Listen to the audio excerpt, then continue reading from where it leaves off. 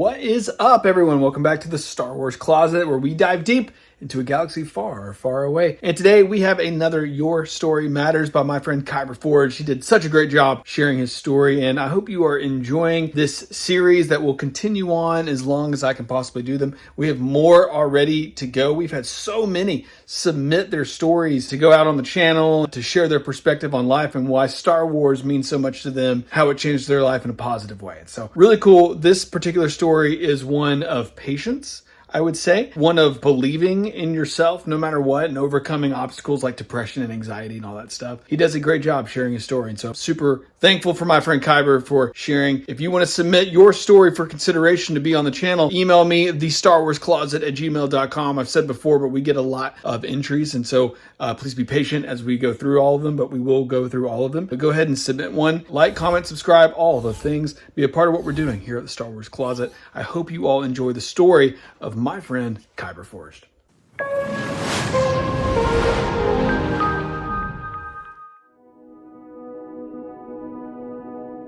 Closet asked me to do a video, and I said yes.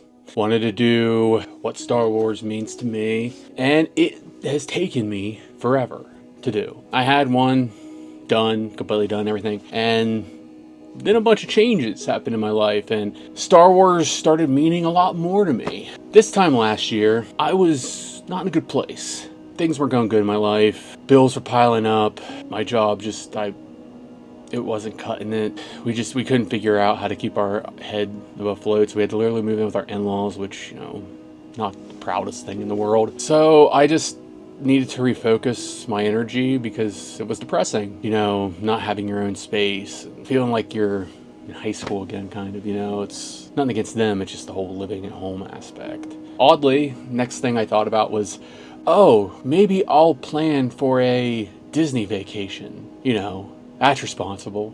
That's what I did. And I watched so much Disney YouTube content. There's a lot. There's so much. You could watch it for, a week straight and you still wouldn't see all of it. There's so much. Planned out this Disney vacation, and once I really started crunching numbers and started accepting reality, I knew that wasn't really possible either. I was back square one and depressed. One of the main reasons I wanted to do this trip was because I always wanted to go to Galaxy's Edge. Big Star Wars fan, and it's kind of one of those things that, I have a kid, so it's something that you kind of share with your kid type deal. So it was something I really wanted to do. My wife, being the good supportive partner that she is, told me how about you just look at lightsabers and stuff, maybe I'll get you a lightsaber for Christmas. I started doing lightsaber research and I dove in deep. Actually became a fan of TheStarWarsCloset. Bought my first ever lightsaber from them, packed up. I can't actually show it to you, but I do have this. I got it signed at Fan Expo in Cleveland by Theory himself. I started messing around, loved my TheStarWarsCloset, customized it, changed out sound fonts, did cool weathering to it. Then that just kind of got me you know what? Maybe I'll start doing reviews. So I started a YouTube channel about towards the end of the year, slightly after I got my lightsaber.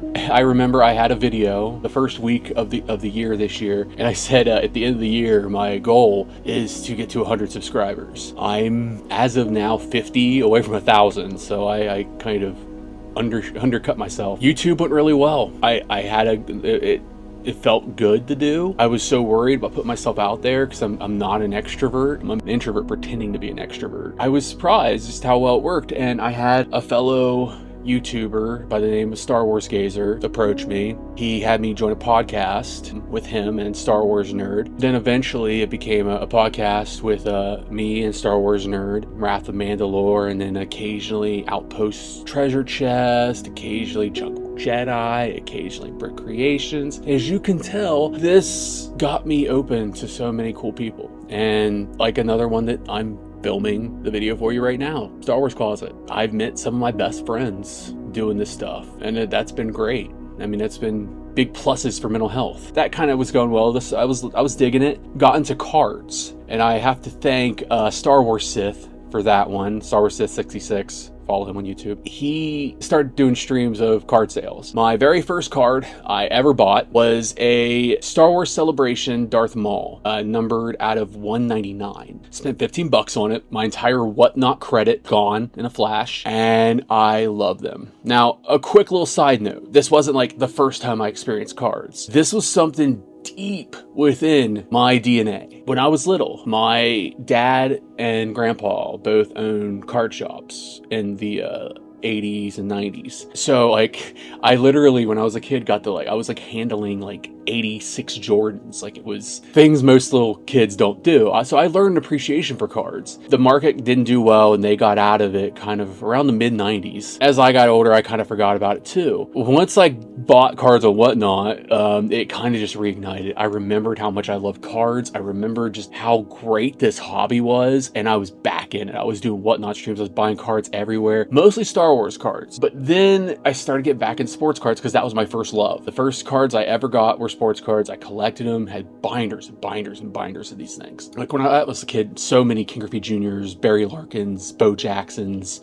Michael Jordans, just binders. I was loving it again. I decided, you know what, I'm gonna kind of dip back into sports a little bit here too. I'm gonna do my Star Wars stuff, but I'm gonna do some sports cards too. I decided to go with me and my wife, went to the National Card Show in Chicago, and that was pretty eventful. While I was there, I just kind of ran into a guy and started talking to him. He owns a card shop in Cincinnati called Hit Seekers Sports Cards. I kind of told my story, told my background, told him, I podcasting, all that stuff. It blew my mind to find out that he liked all that and that he wanted me to come work for them, and not just work for him a little bit, make it my career, and not just doing something on the side, in my town, moving, going to a new city with my family, starting a whole new life. It's honestly the city I've always wanted to live in. I'm a lifelong Cincinnati Reds fan, been one since, I'm sure I can find, it's mostly packed up. I have red stuff usually everywhere. Not right now, oddly. I've rooted for my whole life, and the really hard times and the good most recently. And the idea of living in that town, super appealing to me always. Just being able to go to games all the time. That was always my dream. To add to the dream, Hitseeker Sports Cards has an affiliation with the Cincinnati Reds. So not only do they have a store in the ballpark,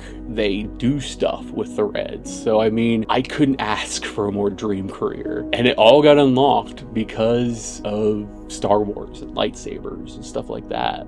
It opened the door. I would tell you you're a liar if you went a year ago and tried to tell me what would be going on right now in my life. I would say you're a liar. It's mind-blowing. It really is. I still can't grasp my head around any of this. It's been a great trip so far. Like I said, some of my best friends I've met doing this. It's honestly made me a better person. I think my mental health is in a better place because of this. It's improved my life. We're gonna live in a dope place in Cincinnati that I get to go to Reds games all the time and work with the Reds and get to do things I wanted to do as a kid. I could all thank Star Wars for that. If I didn't care about Star Wars, I would have continued to rot in my hole of depression and not made a YouTube channel about Star Wars, not pushed myself and got the confidence to feel like I could do better. Star Wars, baby, all of it. I do want to say I'm glad TheStarWarsCloset is doing this. This is a great thing. Really kind of helps people out, see that brighter side, show just how much this means to people. And yeah, means everything to me. If I didn't have it, I would still be working a job I didn't really care that much about, and no real direction in my future. But hey, everything's coming up Millhouse right now, so I guess that's all I got for you guys. Take care of yourself. Kyber Forged out. Bye.